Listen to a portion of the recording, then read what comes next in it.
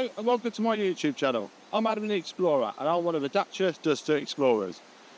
In this video you'll see me driving green lanes, which is commonly known as a hobby of green laning. Some of these lanes can be easy and some can be incredibly difficult and or potentially dangerous, but all offer a beautiful feeling of excitement and escapism. If you have any doubt about the green lane you're driving, get out and walk the lane first, making a mental note of places to turn around and if needed, thinking about strategies to overcome any difficult sections you come across.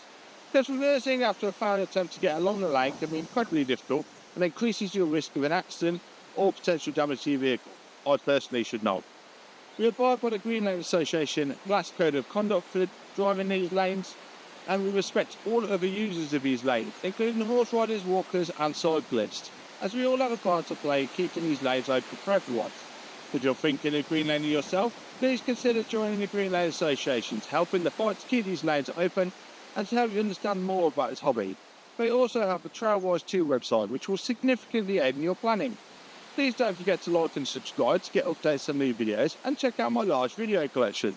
For more information, head to my website www.adamtheexplorer.co.uk and www.daciadusterexplorer.co.uk, which also has some tools to help you.